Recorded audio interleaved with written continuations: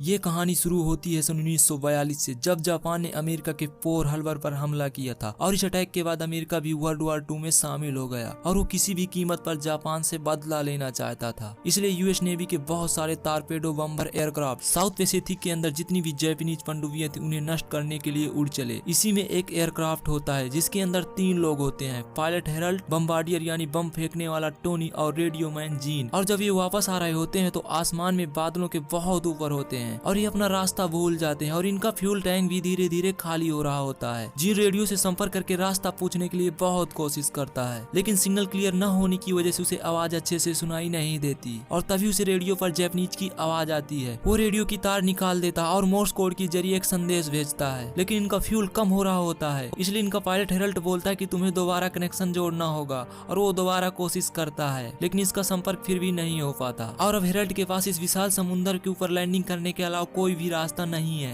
और वो अपने साथियों से बोलता है कि तुम सारा जरूरी सामान निकाल लो, हमें यहीं पर लैंडिंग करनी होगी क्योंकि फ्यूल खत्म होने वाला है। और वो इस विशाल समुद्र में लैंडिंग करते हैं। लैंडिंग करने के बाद हेरल्ड की तो बेल्ट खुल जाती है, लेकिन टोनी और जीन की बेल्ट नहीं खुलती और अब वो एयरक्राफ्ट के साथ नीचे डूबना शुरू हो जाते हैं। इससे पहले ये दोनों एयरक्राफ्ट के साथ डूबते इनकी बेल्ट खुल जाती है और ये दोनों भी ऊपर आ जाते हैं जहाँ पर हेरल्ड है। इनके पास एयरबोट होती है और ये तीनों उस एयरबोट पर बैठ जाते हैं, लेकिन इनके पास ना खाने के लिए खाना है ना पीने के लिए पानी है। हालांकि इनके एयरक्राफ्ट में सब कुछ था, लेकिन ये उसमें फंस गए थे, इसलिए उससे कुछ निकाल नहीं पाए और इस विशाल समुद्र में जिसका इन्हें कहीं भी कोई अंत नहीं दिखता, ये तीनों फंस चुके हैं। लेकिन इन्हें पूरा यकीन है कि जल्द ही यहाँ पर यूएस नेवी आएगी और हम तीनों को यहाँ से बचा कर ले जाएगी। और ऐसा होता भी है। इन्हें आसमान में एक यूएस नेवी का एयरक्राफ्ट दिखता है। चीफ कहता है कि पानी में पैराशूट खोल दो ताकि ऊपर से वो पैराशूट देख सके, क्योंकि इनकी जो एयरबोट है वो बहुत छोटी है और इतनी ऊंचाई से इनकी एयरबोट को नहीं देखा जा सकता। पर इनके पास पैराशूट नहीं होता, वो समुद्र में एयरक्राफ्ट के साथ डूब चुका होता है और ना ही इनके पास फ्लेयर गन होती है जिसे चलाकर वो इशारा दे सके कि वो यहाँ पर हैं। ये तीनों अपनी जैकेट निकालते हैं और उसे हिलाना शुरू कर देते हैं और साथ ही चिल्लाते भी हैं, लेकिन वो एयरक्राफ्ट इतनी दूर होता है कि वो इन्हें देख नहीं पाता और वो वापस चला जाता है। हेरल्ड जो कि पायलट होता है वो कहता है कि ये हमें यहाँ पर ढूंढने के लिए आए थे और ये हमारे पास आखिरी मौका था। टोनी कहता है कि वो हमें इस विशाल समुद्र में ऐसे नहीं छोड़ सकते। हेरल्ड कहता है कि वो बार बार हमें एक ही जगह पर ढूंढने नहीं आएंगे, यानी अब इन्हें खुद ही यहाँ से किसी तरह निकलना होगा। लेकिन कहीं ना कहीं हेरल्ड जो इन सब में सबसे सीनियर है वो जानता है कि हम यहाँ पर फंस चुके हैं। वो सबको कहता है कि अपने जूते उतार दो क्योंकि यह सफर बहुत लंबा होने वाला है और ये तीनों अपने जूते निकाल देते हैं। लेकिन इनकी जो एयरबोट है वो इतनी छोटी होती है कि उसमें कोई भी सामान रखने की जगह नहीं है। हेरल्ड कहता है कि हमें अपने जूते फेंकने होंगे और इससे टोनी और जीन अपने जूते समुद्र में फेंक देते हैं, लेकिन हेरल्ड अपने जूते नहीं फेंकता। ये देखकर वो दोनों हैरान हो जाते हैं। जीन कहता है कि आपने अपने जूते नहीं फेंके। वो कहता है कि अगर हमें जमीन मिल जाए तो हम में से किसी को चलना होगा, इसलिए मैंने जूते नहीं फेंके। और इस तरह से इनका पहला दिन समुद्र में बिना खाना के बिना पानी के निकल जाता है। और सबसे बड़ी प्रॉब्लम ये होती है कि यहाँ पर इतनी जगह नहीं है कि ये तीनों एक साथ सो जाएं, इसीलिए एक एक करके सोते हैं। रात को इनका चीफ जिसका नाम हेरल्ड है वो बोलता है कि किसी को पानी पीना है। टोनी और जीन उसे हैरानी से देखते हैं और इसके बाद हेरल्ड अपने जूतों के अंदर यूरिन करता है और वो उस यूरिन को पी जाता है क्योंकि वो जानता है कि हमें यहाँ पर पानी मिलना इतना आसान नहीं है। अगली सुबह हेरल्ड उन्हें बताता है कि हम समुद्र में फंस चुके हैं और हम हवाई की तरफ जा रहे हैं जो यहाँ से लगभग 1900 माइल्स दूर है और हमारे जो पीछे है वो है साउथ अमेरिका जो यहाँ से 600 माइल्स दूर है। हेरल्ड एक पायलट है इसलिए उसे जगहों का दिशाओं का अच्छा अंदाजा होता है। वो कहता है कि अगर हम इस तरह से चलते रहे तो कुछ हफ्तों में पहुँच जाएंगे। ये सुनकर दोनों हैरान हो जाते हैं। टोनी कहता है कि अगर हम पहुँच भी गए तो उससे पहले हम भूख और प्यास से मर जाएंगे। जीन कहता है कि यहाँ पानी में बहुत मछलियाँ हैं, हमें कुछ करना होगा। अब इनके पास जो थोड़ा सा सामान होता है उसमें एक गन की मैगजीन भी होती है और गन की मैगजीन के अंदर स्प्रिंग होती है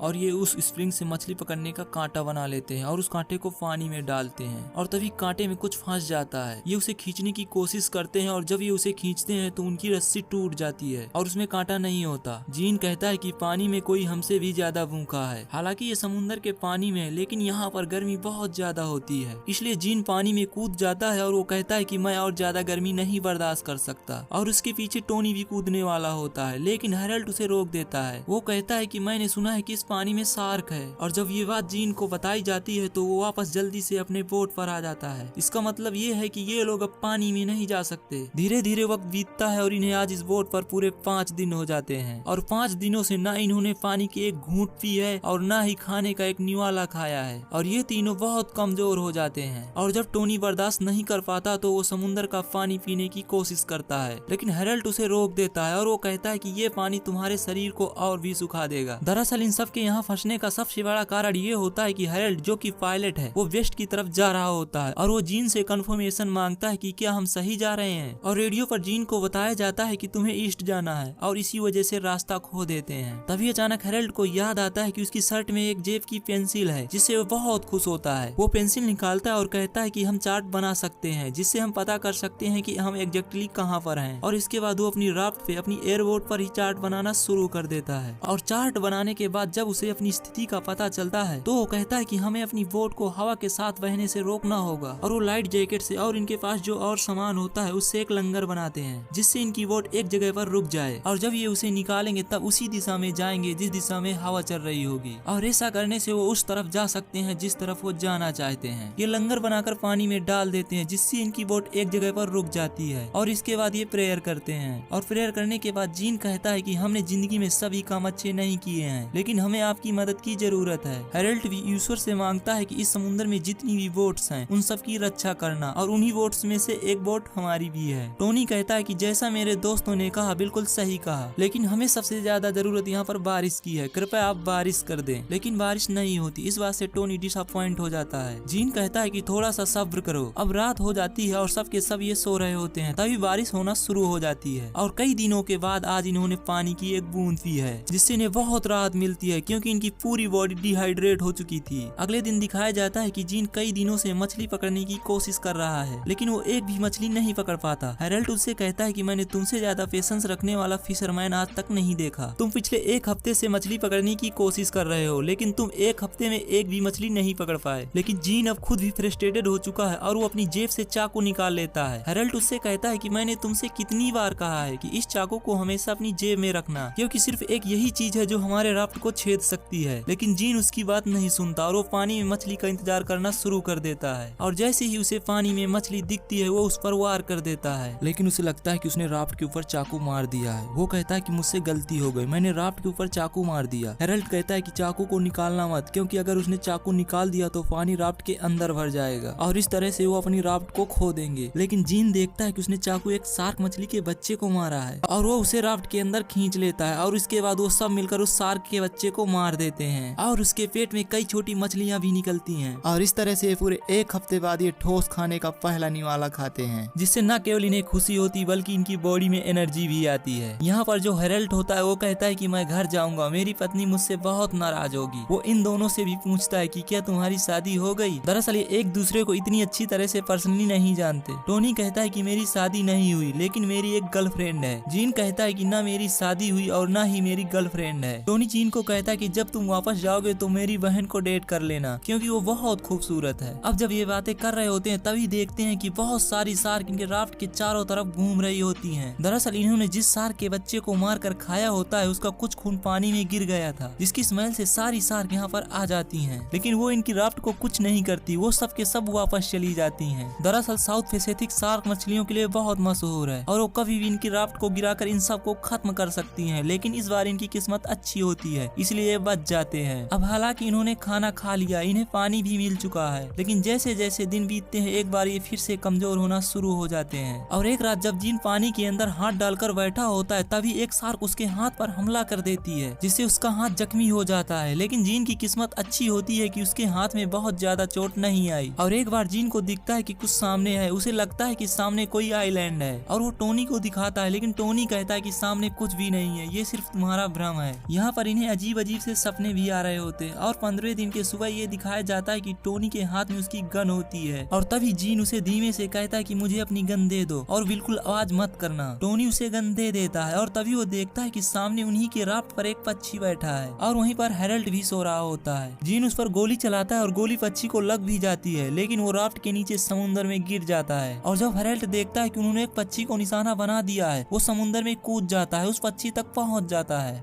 और जैसे ही वो पक्षी को उठाता देखता है तो देखता है कि उसके पीछे एक शार्क आ रही होती है, और इससे पहले कि वो शार्क का निवाला बन जाता वो राफ्ट के ऊपर आ जाता है और वो शार्क इनके राफ्ट के नीचे से निकल जाती है, और इस तरह से ये हेराल्ड बच जाता है। और अब इनके पास एक बार फिर से खाना है। 15 दिन में दूसरी बार है जब इन्हें खाना मिला है। लेकिन जैसे जैसे दिन बीत रहे होते हैं इनका असर इनके दिमाग पर भी हो रहा होता है। इन सबको अजीब अजीब सपने आते हैं और अब इन्हें यहाँ पर 20 दिन हो जाते हैं। और जब सुबह हेराल्ड उठता है तो देखता है कि ड्यूटी पर कोई नहीं है, यानी कि कोई भी हवा का रुख नहीं देख रहा। इस बात से वो बहुत गुस्सा होता है और वो कहता है कि मैंने तुम्हें आर्डर दिए थे लेकिन तुमने मेरे आर्डर नहीं माने। जीन कहता है कि हमें यहाँ देखने के लिए कुछ भी नहीं है और वैसे भी हमें आज तक उस आइलैंड तक पहुँच जाना चाहिए। वो आइलैंड कहाँ पर है? हेराल्ड कहता है कि मेरे दिमाग में एक रफ पिक्चर है, और ये सुनकर वो दोनों हैरान हो जाते हैं। वो कहते हैं कि रफ पिक्चर यानी हेराल्ड अभी भी श्योर नहीं होता कि कहाँ पर है। जीन कहता है कि तुम्हारी वजह से हमें समंदर में लैंड करना पड़ा क्योंकि तुम्हें पता नहीं चला कि हमारा शिप कहाँ पर है। तुम हमारे शिप से हमें बहुत दूर ले गए थे जिस वजह से हम आउट ऑफ रेंज हो गए और इसलिए हमारी उनसे बात नहीं हो पाई। और हेराल्ड भी एक्सेप्ट करता है कि जब वो ऊपर हवा में थे तो उसे नींद आ गई थी। दरअसल वो कुछ सेकंड के लिए सो गया था और जब उसकी आंख खुली तब तक बहुत दूर निकल चुके थे और इन्हें नहीं पता था कि वो कहाँ पर हैं। और पेट्रोल खत्म होने की वजह से इन्हें समंदर में लैंड करना पड़ा। यानी कि इस सब के पीछे गलती सिर्फ हेराल्ड की होती है और हेराल्ड को इस बात का बहुत पछतावा होता है। वो इन दोनों से माफी भी मांगता, उसके आंखों में आंसू भी होते हैं लेकिन अब ये कुछ भी नहीं कर सकते। तभी जीन उस मैप को उठाता है जो हेराल्ड ने लाइट बोट जैकेट के ऊपर बनाया होता है और वो कहता है कि अब हमें यही घर वापस ले जा सकता है। और तभी हेराल्ड को एक आइडिया आता है। उसके पास सूज होते हैं, वो इन्हें जीन के चाकू से काट कर उसके सोल के 2 चप्पू बना लेता है ताकि जिस भी दिशा में जाना चाहते हैं वो उस दिशा में जा सके। और टोनी कहता है कि जो भी सबसे पहले आइलैंड देखेगा उसे बाकी के 2 लोग डिनर करवाएंगे, वो भी उसकी मनपसंद जगह पर। लेकिन इनकी जर्नी इतनी आसान नहीं है और कुछ दिन और बीत जाते हैं और आज इन्हें समंदर में पूरे 30 दिन हो जाते हैं और 30 दिन के बाद इनके अंदर अब बोलने की क्षमता भी नहीं है क्योंकि ये प्यासे हैं, भूखे हैं। अब उसी रात को बारिश होना शुरू हो जाती है जिससे इन्हें एक बार फिर से पानी मिल जाता है। लेकिन तभी ये देखते हैं कि बहुत बड़ा एक तूफान भी सामने आ रहा होता है और ये उस तूफान में फंस जाते हैं। इनकी राफ्ट उलट जाती है और टोनी जिसको तैरना नहीं आता वो खो जाता है। लेकिन तभी ये देखते हैं कि टोनी राफ्ट की दूसरी तरफ होता है। ये राफ्ट को सीधा करते हैं और बड़ी मुश्किल से एक एक करके सब के सब राफ्ट के ऊपर चढ़ जाते हैं और इस तरह से ये इस भयानक तूफान से बच जाते हैं। और अगली सुबह दिखाया जाता है कि ये तीनों बहुत बुरी तरह से थक चुके हैं और इनके पास जो थोड़ा बहुत सामान था वो रात को तूफान में समंदर में कहीं खो गया है और इन्होंने भी अब मान लिया है कि हम अब बचने वाले नहीं हैं। ये इस राफ्ट के ऊपर जिंदा लाश की तरह पड़े होते हैं और इन्हें अपनी घर की भी याद आ रही होती है। हेराल्ड अपनी पत्नी को याद कर रहा होता है और जीन को टोनी की बहन समंदर में बैठी हुई दिखती है। दरअसल उसको हेलुसिनेशन होता है। जिस तरह से टोनी ने अपनी बहन का डिस्क्रिप्शन दिया था उस हिसाब से वो उसकी इमेज को देखता है और टोनी से कहता है कि मुझे लगता है कि मुझे तुम्हारी बहन से प्यार हो गया है। टोनी कहता है अगर हम यहाँ से निकल जाते तो तुम दोनों एक ग्रेट कपल बनते।